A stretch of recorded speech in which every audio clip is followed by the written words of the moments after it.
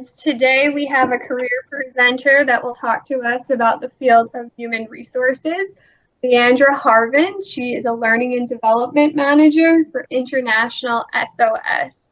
Leandra, thanks for being with us today. Great. Thank you, Colleen. Thank you so much for having me today. So what I wanted to talk to you about, as I mentioned before, is the field that I'm currently in, specifically in human resources. And I'll talk a little bit about what have I done within the university, as well as what have I been involved with, and just some recommendations that I would give you in relation to your career path. So let's begin. So with my position, I work for International SOS. We are a medical and security assistance company. So you're probably thinking, what does that even mean?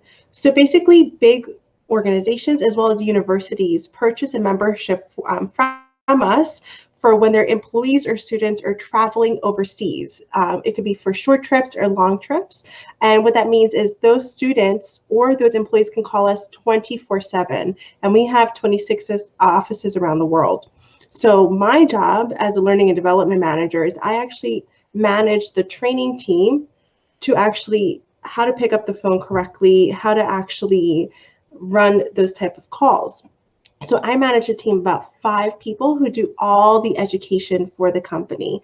And when we say education, it's people who are new to the company as well as continuous education. So as of right now in high school, you have your high school education will continue. Education does continue on when you go into the corporate world. So it's really interesting to manage a team that focuses specifically on education for the company itself. And my team works specifically in operations. So you're probably wondering, how did I even get involved in this? So the first thing is, when I decided to go to college, I was really interested in international business, and working for International SOS, we're a pretty large international company. That's kind of how I fell into that niche. So I studied international business and human resources with a minor in Spanish literature. So it's really, really interesting because it gave me an opportunity to utilize that skill set that I learned from international business. So what was I involved with? So in high school, I was involved in a lot of different things. And the reason why I want to talk about what I was involved with in high school is because when I was involved in different things, I realized, what do I want to do in college? Because a lot of times in high school, I had no idea what I wanted to do. So with the different activities I did in high school, it kind of gave me an idea of what I like versus what I don't like. And I really learned from everything that I did that was extracurricular in high school and college to kind of get me there into the human resources field and into the international business field. So first in high school, the biggest thing I was involved was yearbook. So I was in the yearbook club actually since middle school, and I continued on in high school. And by senior year, I was the editor-in-chief. So what I took out of that experience is I had to get a large group of people to align on the same topics, same ideas. So that was really interesting. Another thing was deadlines. I'm really working under pressure. So if any of you are in the yearbook club, you know that there is a lot of deadlines that are non-negotiable and you have to meet. So it really taught me how to be disciplined in meeting deadlines and really getting people to work together. Another thing was the color guard. So I joined color guard freshman year, and by junior year, I became the captain. So what I got out of that experience was very similar to the yearbook when it comes to working with people and leading a team of people to go in the same direction. Then lastly, I worked at a nursing home, and I worked as a waitress for the nursing home. And that just taught me a lot of interpersonal skills, which is something, it doesn't matter what career path you decide to go to, it definitely helps you to work with people. So that's whether you work in an organization or whether you're a teacher, whatever it may be, you need that interpersonal skills. So that was really a good experience for me. The next was in college. So I was very heavily involved in college in a lot of different things. And that's just because I wanted to find my own place. So by the time I was college, I decided, I was really interested in human resources and I didn't know which way I wanted to go. So the first thing I joined in college is the Society of Human Resource Management, and it was a very simple decision for me to make because that's the biggest HR society that there is in the United States. So the university had a college chapter, and by sophomore year I was vice president, and then senior year I was president.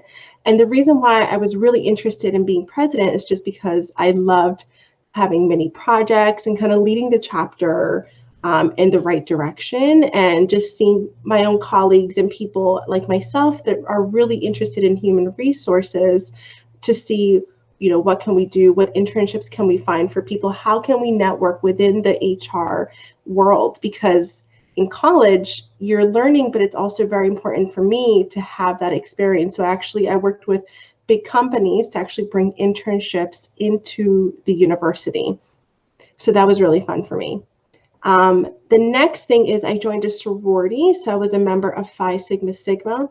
And the reason why I wanted to join that is just to be a member of a bigger organization, to be part of a group, and just working together with very like-minded people, I found to be really beneficial. Then once again, I was a waitress at a restaurant. So instead of a nursing home, I worked at a restaurant, and that really showed me time management and then customer service skills. So whether you work for a big or small company, customer service is truly in the center of what you do in most jobs. So it's the same thing as the interpersonal skills. So I found that to be so helpful and so insightful with everything that I do. I also worked in the dean's office as a manager of the building of where the dean's office is located at. And that was just really nice. And I took that job just because it gave me a lot of exposure to the deans themselves. So when I was in the university, I was very close to our business dean, and it gave me a lot of exposure. And it actually helped me find the internships that I had, which I'm going to talk about in a moment. So definitely think about when you're have a job or in college, any opportunity that you have, how is it going to benefit you and how are you going to learn from it? So definitely that's why I jumped into the dean's office opportunity to be the manager of the building. And then in the summertime, when I came home, I actually worked in a reception office. So I worked at the front desk, and that's the same thing, just using that interpersonal skills.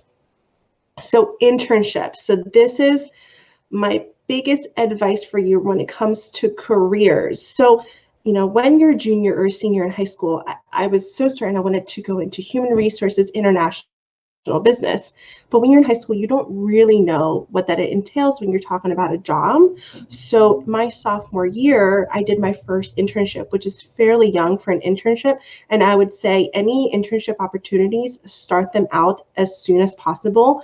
Have more than one, because you're going to learn two things. Number one, do you really like the degree that you're working on? And you should definitely learn that as soon as possible. And you can see truly what that job entails. And then number two, you're also learning a company and understanding how that company operates. And if you really like that company, you could possibly apply for a job with that company when you graduate. So you're learning the degree as well as the actual company itself. So I found that to be really important to me. So with that being said, my sophomore year, I interned at International SOS, which is the company that I'm actually with right now still.